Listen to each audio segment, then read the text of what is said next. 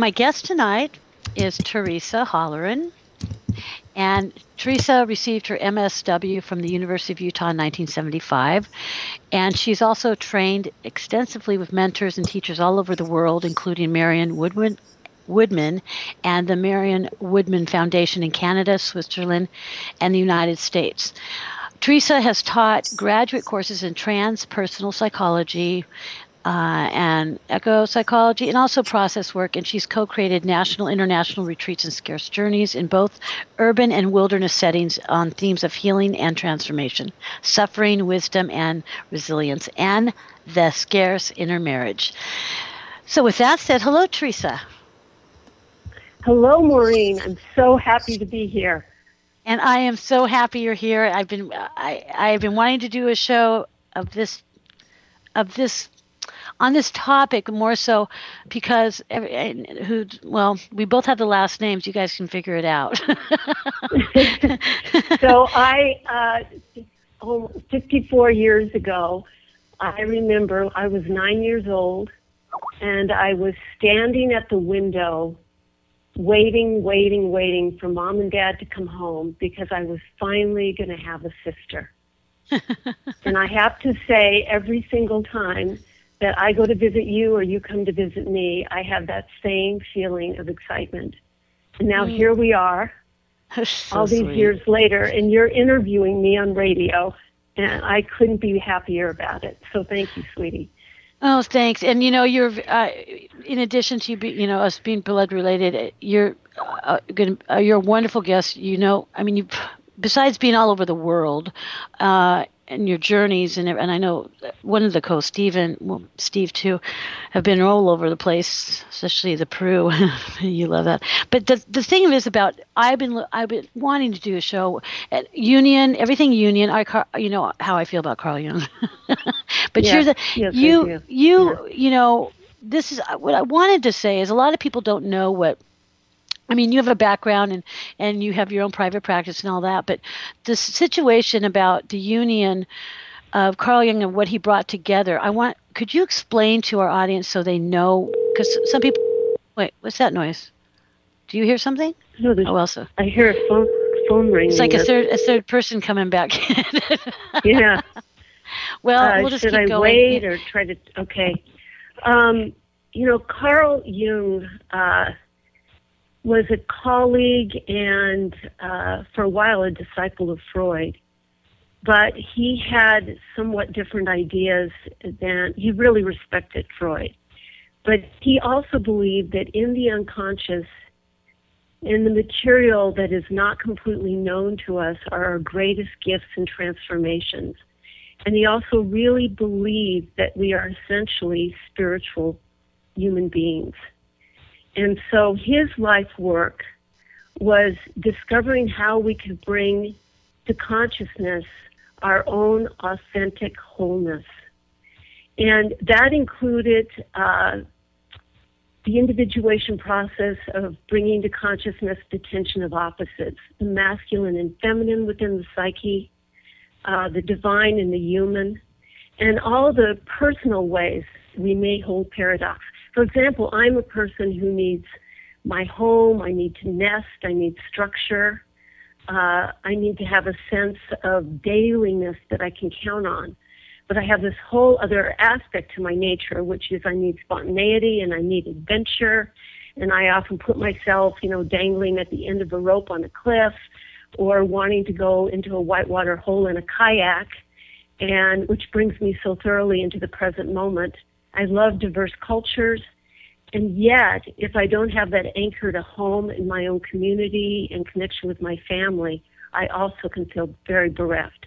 And I'm sure that all the listeners can think about the different paradoxes they have within their own nature and how they try to live that. And often what happens as we go through life, we may emphasize certain parts of ourselves and start neglecting others, and then they start showing up as relationship conflicts or body symptoms, or our dreams will start talking to us, or we'll have certain synchronicities in our life that tell us we need to start tending to these other parts of our nature again. So the topic of Jung is really large, but I would really like to talk a little bit about my teacher and mentor as we go through this discussion, who was trained by Carl Jung, and that's Marian Woodman. Right. So I'm wondering if we should also start about talking about the sacred intermarriage and about this topic. Yes. How about we start with that and bring the Marian, because it is important. People may not know who she is, but yes. So the sacred marriage, if you could explain, so our listeners can understand, because some people say, well, we married somebody else, or so.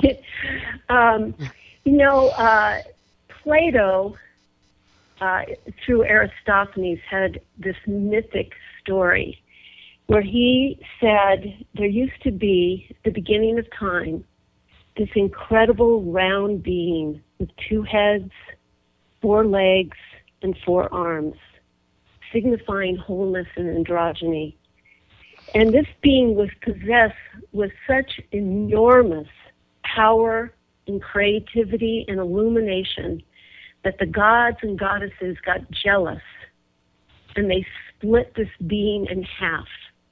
And ever since, we have been in search of this other half, in search of our own wholeness. And there's a quote from Rumi that says, lovers don't finally meet. They're in each other all along. And to be in this human life, all of us have experiences, many deaths and rebirths, loss, challenges.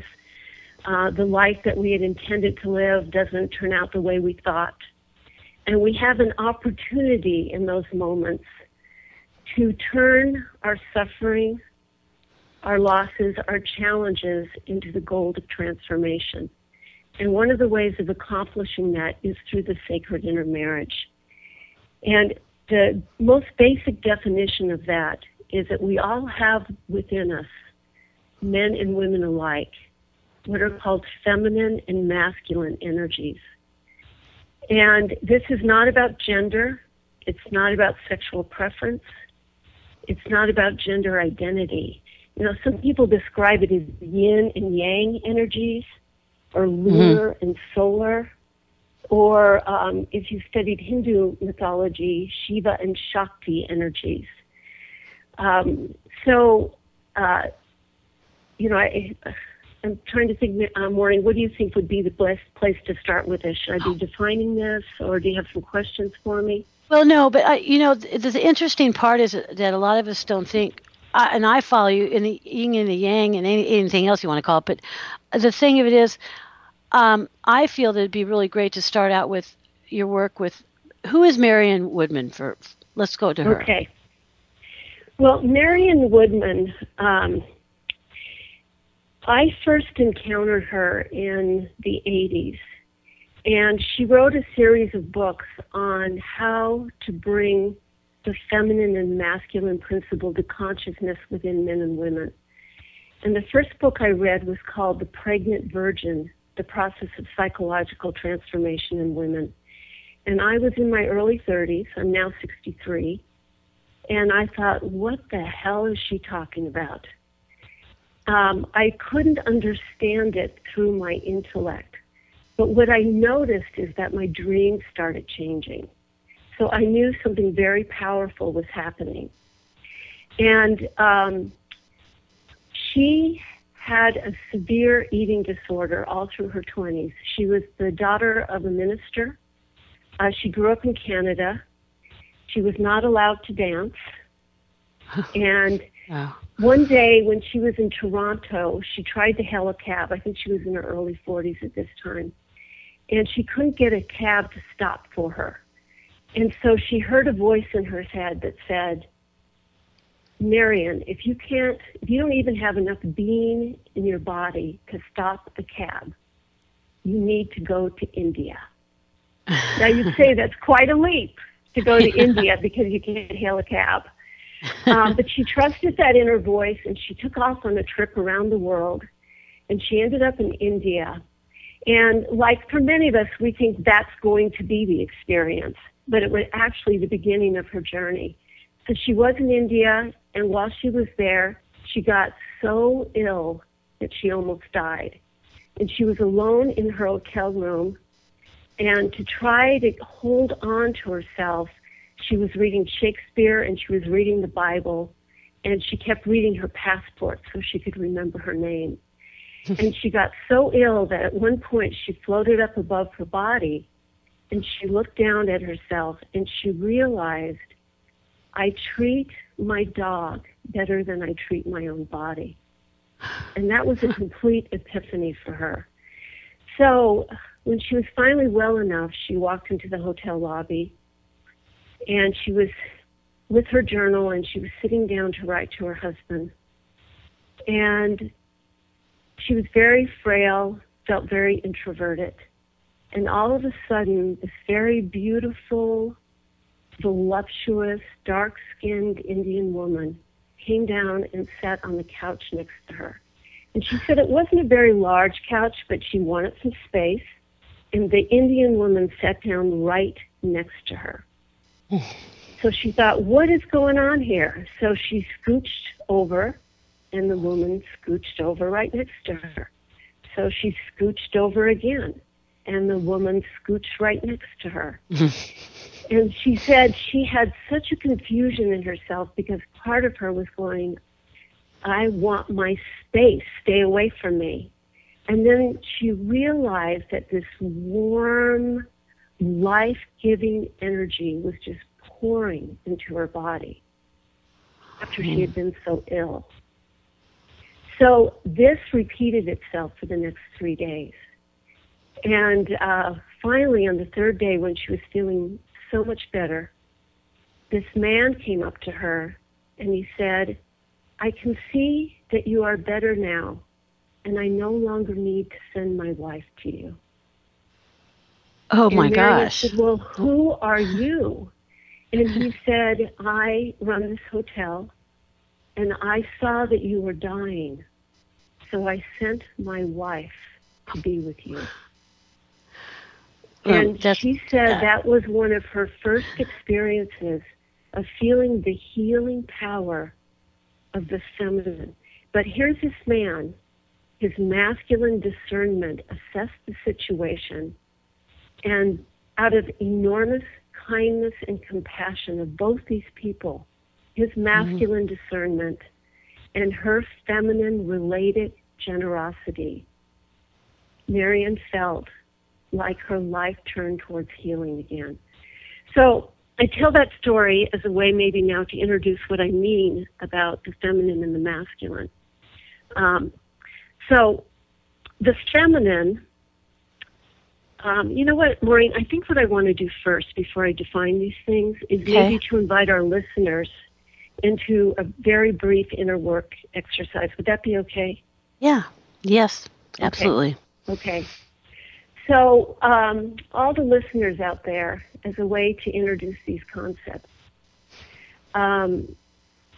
we understand the masculine and feminine energies by how we know men and how we know women. Our first experience with our fathers, our first experience with our mothers, our friends, our siblings, and also through popular culture. You know, like there was a period of time when you could say Laurence Olivier maybe was the epitome of positive masculine or the great lover. Now somebody may say George Clooney. Now, I'm dating myself because I'm in my 60s. And Maureen, who would you say would be the epitome of positive masculine in pop culture? Well, you know, I like the Robert Downey Jr. I just like the underdog. Okay, all right. Yeah. Definitely Robert Downey Jr. And he plays this mythic heroic figure, too, in the Iron Man series. So what I want to invite our listeners to do is, whether you're a man or a woman, and Maureen, you can do this, and also your co-leaders also, I want you to imagine a woman that you're very drawn to, whether you're a man or a woman. And this woman might be somebody that delights you or that you're envious of, or even who might irritate you. But it's a woman that you have some energy towards. And she might be somebody you know, And she might be somebody that you've read about, or she might even be a TV or a movie character, or maybe a political figure. It doesn't matter. And just trust your first instinct. Okay. And then once you imagine that woman, and she comes to mind, and some people are very visual and some people will have more of a kinesthetic feeling about this. So I really want you to study this woman. How does she move? How does she speak? How does she dress? Is there a scene that you see her in? How do you relate to her? So just notice all of that. Really Okay. study her and feel into her. And now imagine for a brief moment, you know, in our human imagination is a great thing. Imagine that you are this woman. How are you in the world? How do you speak? How do you relate? How do you move? And just notice all that. I like this. Okay, And I then- got it. And then ask yourself, where in my life do I need this energy? And now, to give you an example of that, the woman who comes to mind for me, and it's very poignant right now because this woman has recently died, is Maya Angelou. And the first time I experienced Maya Angelou, I was in my 20s, and I was in graduate school, and I heard that this poet was coming in to speak in the Art and Architecture building. And at that time, this is about 40 years ago, I did not know who she was. And I walked into the auditorium, and there was this Amazonian African-American woman with a headdress and beautiful colored like a bikini on. And I was struck by her. But if I imagine now being Maya Angelou, I imagine that I am really at home in my body. I imagine that I move with grace and sensuality, and I also imagine that I can speak my truth. And as I'm saying that, because the listeners cannot see me, I imagine moving my right hand in a very up and down discerning movement as my feet are planted firmly on the earth. And so I feel like a woman who's strong and whole and very sensuous. And I remember reading, you know, that she even kicked somebody out of her dining room because she didn't like how they were gossiping about somebody. So I need her in many places in my life. So Maureen, who came to mind for you? Somebody that I know, I've never met on a physical. But we're very close. Do I need to say her name? She's a woman that's helping me right now, and I've become very close to her. More than just helping me in my work, but helping me be close and trust again. And if you imagine now where you need her qualities, I mean, so these are qualities of she's trustworthy, she's related. Yeah, yes, and it's a hard thing sometimes when we can't trust, especially in in the female. When I'm thinking about in females, right? Yes. And I have doubt sometimes that it's in my own thought head form, and by opening up to her more about all maybe the darker parts of myself, she has no problem with who I am. I feel accepted. And, wow. Oh, this woman sounds lovely. So you're actually illuminating, and I wish I could ask more of our listeners who came to mind for them, but you're illuminating some of the definition of what the feminine principle is. Okay. And these words, feminine and masculine, are actually archetypes. And you can think of an archetype as the DNA is to the body, archetypes are to the psyche. And archetypes maybe are like a magnet underneath a piece of paper, and then all the images, energies, if you imagine the magnet pulls them into a coherent structure. So the feminine principle prefers process to product, meandering and enjoying the pleasure of the journey. It's a presence in the body. It's feeling the connection among things rather than the separateness. The feminine really receives who another person is and can receive the cry of the planet to the cry of the soul. The nature of the feminine is to recognize, experience, receive, and nurture the whole. And one of the most amazing things about the feminine, and I mentioned this when we first started talking, is the capacity to hold paradox. So when I listen to you talk about this woman, you feel like she really understands you, like she can really relate to you in a deep way. And, you know, Maureen, and I also experienced that in you as my sister and with the counsel that you've given me. I feel like you really see into me and really support me, like in the places where I'm still at 63 years old, scared and lost, and also you see the wisdom that has been growing in me because of everything I've been through in life. And I hope I mirror that to you, too. Yes, you are. So now the masculine,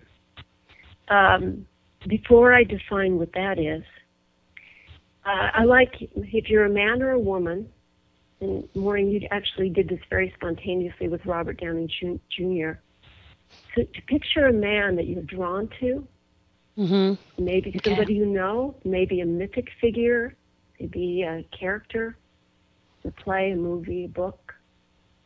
Okay. It might be somebody you're envious of, but really study that man. Study him in the scene he's in. Study how he relates, how he speaks. And then imagine that you are this man in the world, relating, making decisions. And really feel into what that's like. And then ask yourself, where do I need this energy? Okay. And Maureen, do you want to say anything? Maybe Robert Downey Jr. again? It might be somebody else. Well, yeah, but no, but then I decided I went towards Eckhart Tolle. Eckhart Tolle. Okay, speak about him. Well, what do you experience when you're him? Peace. I experience peace and gentleness. Yeah. And it's a really interesting thing with Eckhart Tolle. By the way, I have a really funny statement that I heard from Eckhart Tolle.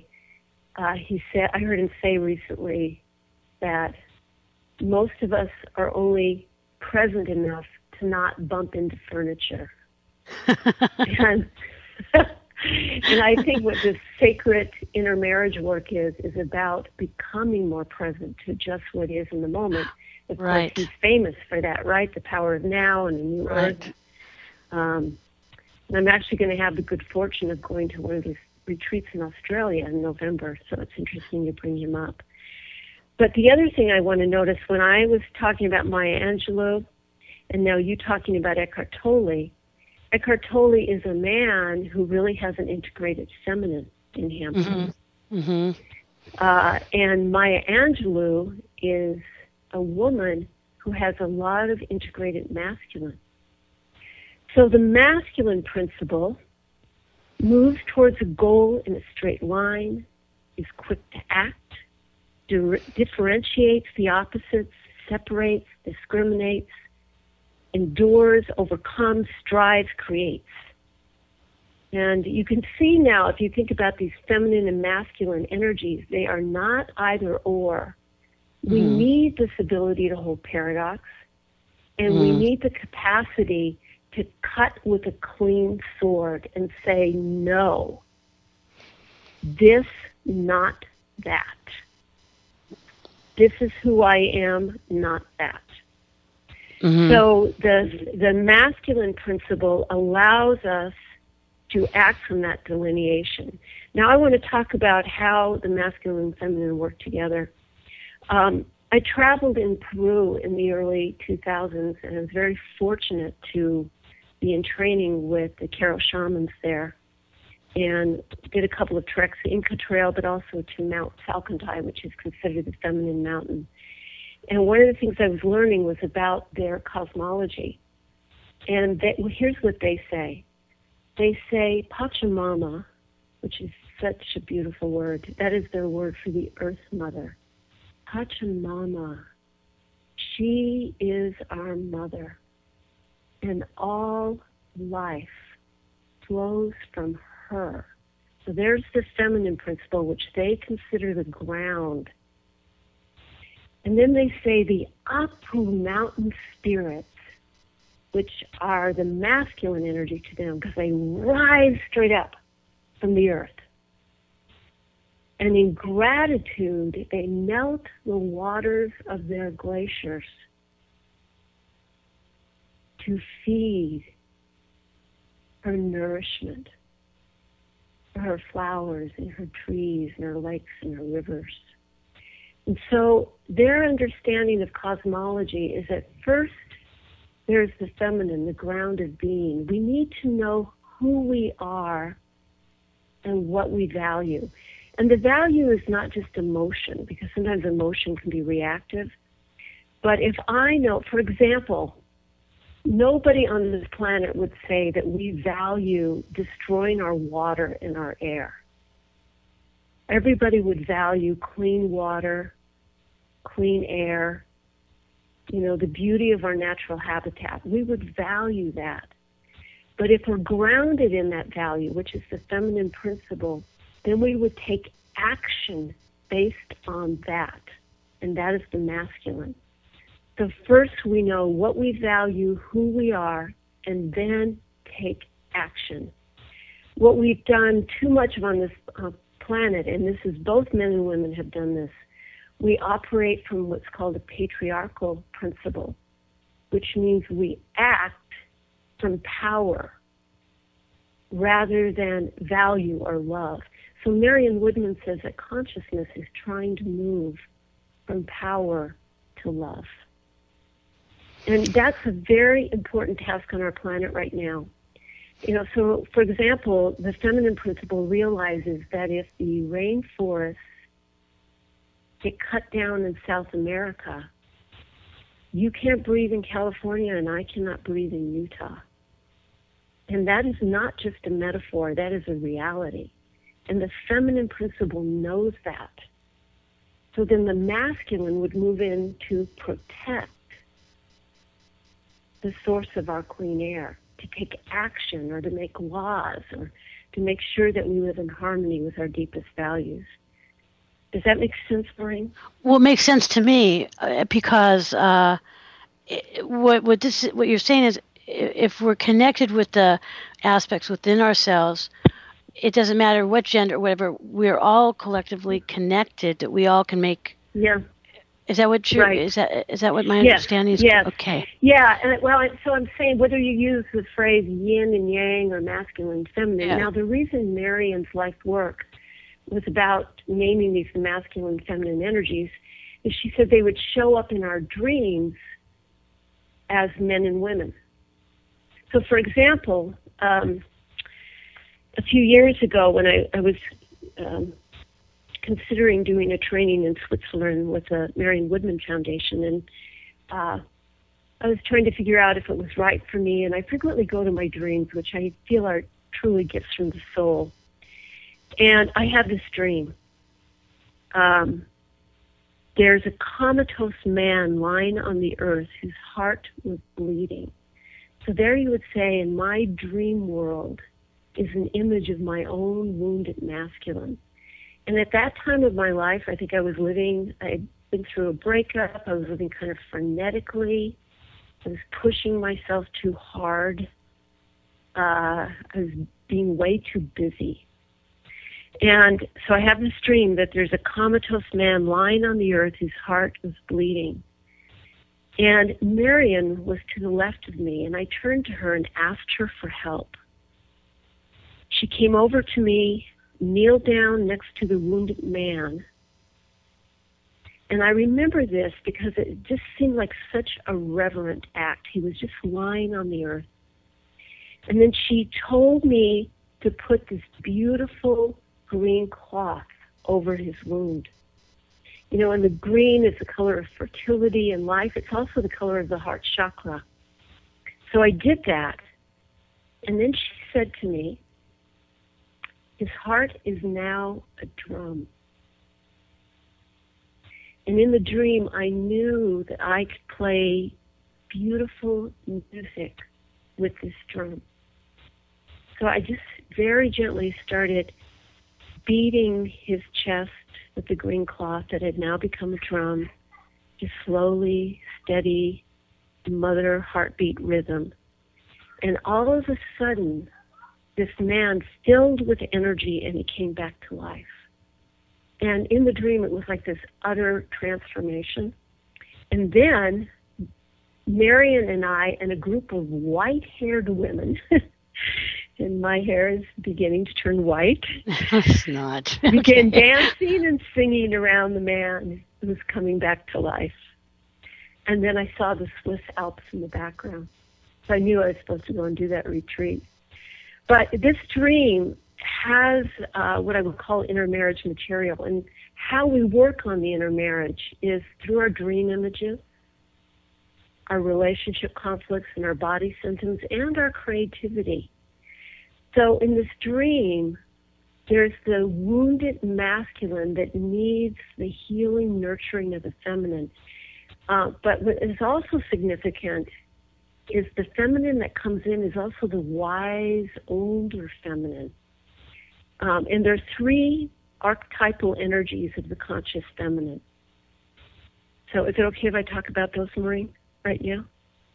Yes. Oh, absolutely. You know what? Yes, absolutely. Let's go for that. Okay. So the three archetypes of the conscious feminine are the mother, the virgin, and the crone. So the mother does not mean necessarily being a literal mother, but it means our relationship to our own bodies. And this is for both men and women. And how we relate to our own bodies is also related to how we treat the body of the earth. So if I really pay attention to my own signals, how much energy do I have today? Am I in pain? Am I hungry? Am I filled with life and I want to dance or sing? My body is my oldest friend, my steadiest companion, and being grounded in the presence and reality of my body in this moment is where I need to be to even begin to understand the conscious feminine. And the metaphor I use sometimes is if we think of a horse, a beautiful horse. I love horses. And the horse has been traveling a great distance, pulling a cart behind it, or some kind of a burden, or maybe a rider. And there's a destination in mind. But the weather has been difficult, some things have happened along the way, and the journey has been taking longer and longer. But still, the driver, the rider on the horse wants to get there at a certain time. And then the horse collapses. The horse needs rest. And the horse needs food. Theresa, I'm sorry. Yeah. I want to make sure I need to do a quick commercial from psychicaccess.com. Okay. I want to stop at that point, so it would be easy for us to go back. Is that okay? So we'll be right back with Theresa Holleran in a moment after this commercial break. A new era in psychic services has begun. PsychicAccess.com. You can connect with our psychic advisors by telephone or chat 24 hours a day, 7 days a week. All of our psychic advisors are interviewed, fully verified, and accuracy tested, assuring you quality service. We're living in some very troubled times right now. More and more, the world's problems are affecting us on a personal level. You don't have to deal with this alone. Our highly accurate psychics, caring advisors, and talented mediums can help with situations you are currently experiencing and can let you know what the future may hold for you.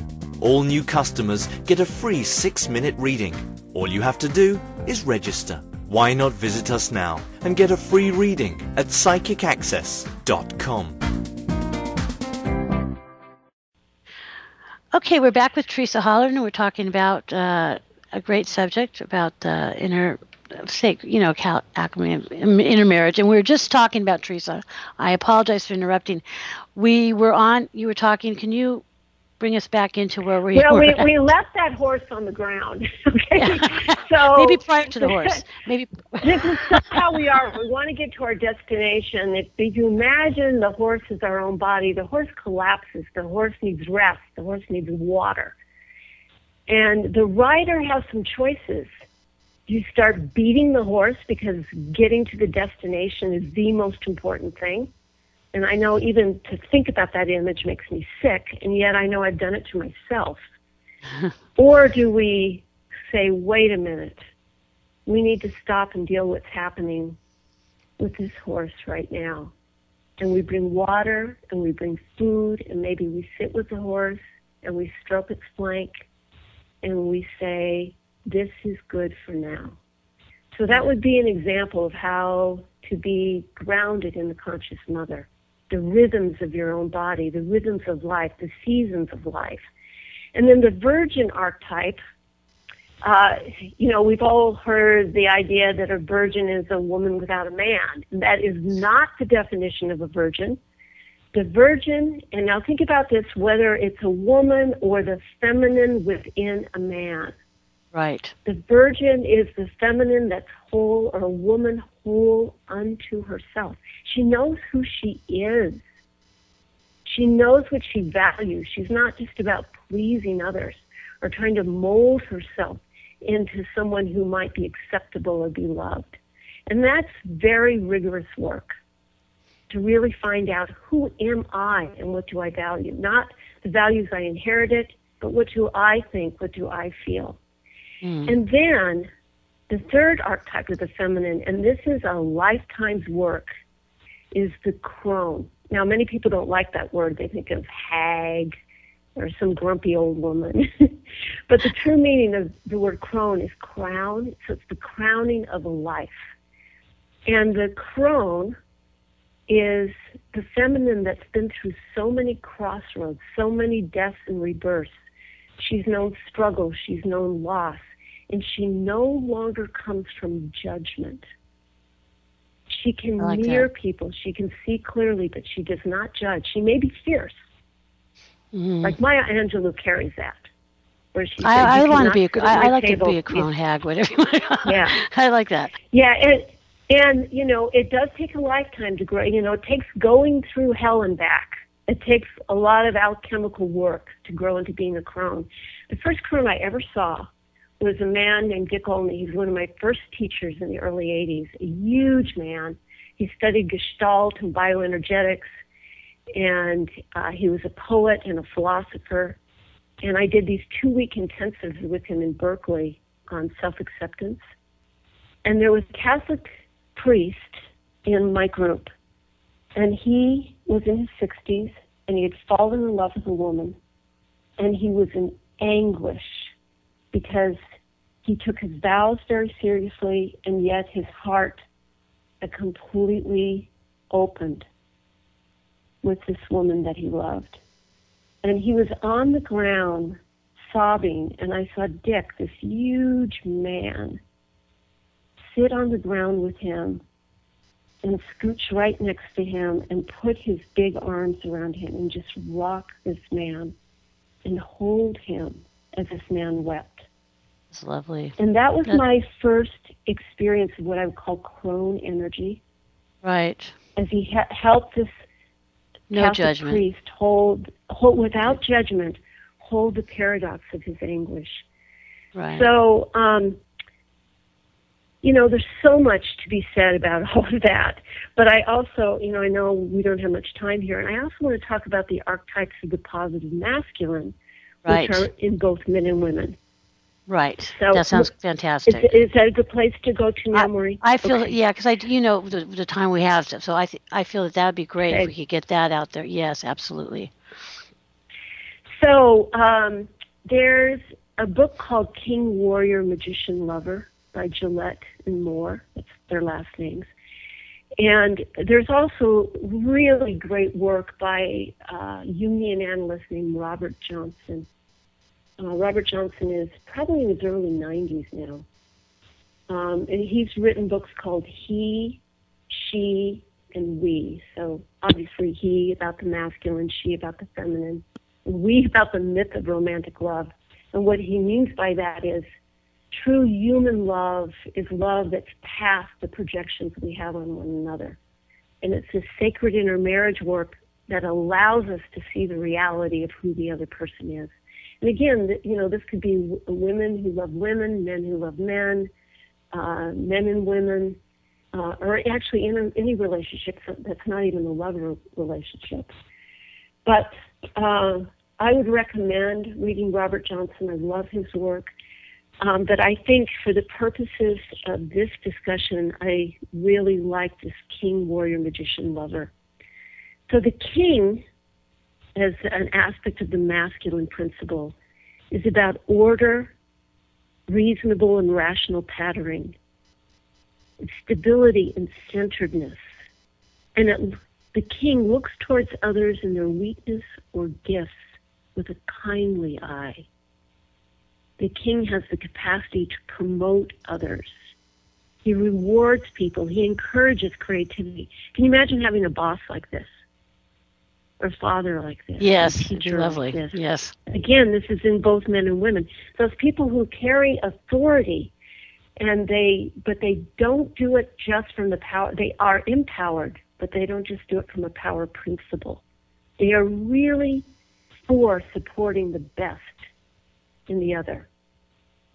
Trying to think of, again, I'm looking at the time, so I'm going to move through this. The warrior is a total way of life. And one of the masculine figures that I came up with when I did the inner exercise, this is a Hollywood movie that I fell in love with this character. It's The Last Samurai. And it was the character played by Ken Watanabe. He was Hashimoto, I think was his name. Mm-hmm. But he was such a magnificent archetypal warrior because he absolutely knew what he was fighting for. It wasn't about his own ego. It was a transpersonal, something greater than himself. And he was still connected to the feminine values of beauty and relatedness. So it's aggressiveness that arouses and motivates. There's a capacity to leap into battle, a vitality of energy. But it's grounded in clear thinking. And the true warrior has a realistic assessment of his abilities. And that's the difference between warrior energy and a heroic energy. Because sometimes heroes go off pell-mell, fighting the dragon, but they don't really assess what their limitations are. The warrior is concerned with skill and accuracy, not bravado. And the training of the mind and body are essential. So warriors often have a meditation practice. They're able to go within and center themselves. Then the magician is the next aspect of the conscious masculine. And maybe the best way to describe that is, I don't know how many of you saw, it's an old movie now called The Right Stuff.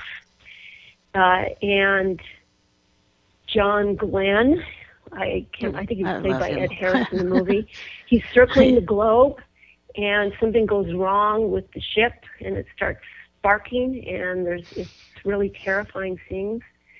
And then you cut to these Aboriginal magicians, medicine men in Australia, and they are doing this ritual with fire. So they are sending light and sparks into the cosmos to meet up with the light and sparks that are flashing off the spaceship. And you can see in that image how the magicians are transmuting the terror, something that's going wrong, to this spiritual support. So it's the ritual elder who can guide the process of transformation, who could show up in the darkest times. It's Merlin with King Arthur. The early alchemists were magicians. magicians are also bullshit detectors. They can stand back and observe. They're thoughtful. They're wise. And they often come in the time of crisis. And then the last archetype I want to make sure and cover is the lover. So the lover, this is not gigolo. It's not somebody who's just seducing a lot of women. The lover energy has such strong, positive ego structure that it is the intermediary among all the other archetypes, the king, the warrior, and the magician. The lover energy in the masculine is related, connected, alive, enthusiastic, compassionate, energized. They have a sense of meaning and purpose, and they're interested in the search for meaning and purpose. So that you could say, Maureen, that they keep all the other archetypes attached to life. Right. And they're about spontaneity and joy. And the lover longs for a better world for others and ourselves. And you know, it's also the lover that understands the alchemical power of poetry, of the beautiful painting, a symphony, the dance. You know, it's the arts that can shift our consciousness in a flash. You know, we are so fortunate that we have access to the great poets just across the centuries now. You know, that's where our technology has really served us. But I really wanted to give you an overview of how to look at these different archetypes. So do you have any questions for me? Because I'm aware we probably only have about 5 minutes. You know, I would like to know is if somebody, you know, listening to this, and I, from where I'm sitting, I feel it's extremely important to be able to take this into consideration. Anybody, you know, there's a lot of things, there's self-help things to do this or that, but for this, because it's union, it makes so much sense because we're all, it's a collective, like we're collectively connected, all of us, that it would make sense that we would want to pay attention to allowing ourselves to bring the masculine or be mindful or how to integrate, be aware of, integrate, whatever it is, privately, whatever, to bring it together, how it would make such a difference to our relationships, to our world, to ourselves, to our relationships with ourselves. Absolutely, yes. So if you would be, if someone was to say, listen, well, okay, I've heard all this, what you're saying, what would you suggest a person might do to, you named one book, but it was an easy or a friendly, user-friendly type of, you know. Yeah, I actually would recommend Robert Johnson's He, She, and We. Okay. And Marian Woodman has a CD set called Sitting by the Well. Okay. That you can get through SoundsTrue.com, which I think would be excellent. And also, she did a TV series on men and women with Robert Bly, the poet. Oh, and they worked with a fairy tale called The Maiden King, and there is a book by that name that both Robert Bly and Marian Woodman have written together. Okay. And the other thing I would highly recommend, if you go to the mwoodmanfoundation.org, there's a link there for a film about Marian Woodman's life because there's so much to say about her. She's in her mid-80s right now. She's really a pioneer. Right. And it's called Dancing in the Flames. And she does such a good job in that film of talking about how she found her own authentic life. There's a quote by Carl Jung that says, "That which you do not bring to consciousness comes to you as your fate." Yeah. That which you do bring to consciousness, whether it was what you thought you wanted, that means your ego wanted, or not, is your destiny. You know, Gandhi's a good example of this, where he, you know, I don't think he set out to, you know, the nonviolent movement in India, but that became his destiny. So why this is important, you know, I find myself feeling really pissy about the man in my life. Right. And I'll say to myself, what is it that the man inside of me needs to do for me? You put on your website that story of, this was about 30 years ago where I fell madly in love with an adventurer. And when we broke up, I was so bereft and angry and critical of him. And then when I had a dream that told me I needed to take my own hand and become an adventurer and not project that onto that particular man. Right. And now we are friends to this day because I was able to do that work. And you've sure been going to a lot of great, cool adventure places, I must say. That's right. Yeah. Theresa, there's so much more to say, but I think we're done, aren't we? Well, yes, and I do want to tell, I would like to tell, and I really appreciate you, as my sister dearly, and not only that, as who you are and what you reflect. You and I are colliding our worlds now, too, just like Mariah's in the chat room. Yeah. Mariah's in the chat room, by the way, Theresa. She's been here the whole time listening to the show. And that's my daughter, everybody. And she's at Columbia, and she's colliding now also. But I would like to tell everybody, and on your guest page you can find that, but Theresa's website is mountainlotuscounseling.com. So if anybody wanted to contact you or find out what's going on in your upcoming schedule, they can find that out. It's a beautiful new website. So please do so. And Theresa, thank you so much. Thank you so much thank you. I love it. I just have to say hi to Mariah. She said hi to you. I love it that she's in the chat room. And I wish I could have seen and met every single one of you. It's been such a pleasure. Thank you, Maureen. Thank you, Theresa, so much. And have a great evening. Get some good rest. Okay. Thank you. Okay. Good night.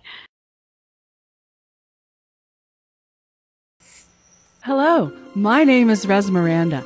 If you're having relationship, career, or life issues, I'm inviting you to experience what it's like to have access to professional, highly accurate psychics and spiritual advisors you can trust to care and help you. Register now to get your free 6-minute reading by telephone or chat. Get answers, get access, psychic access, 24 hours a day, 7 days a week. PsychicAccess.com.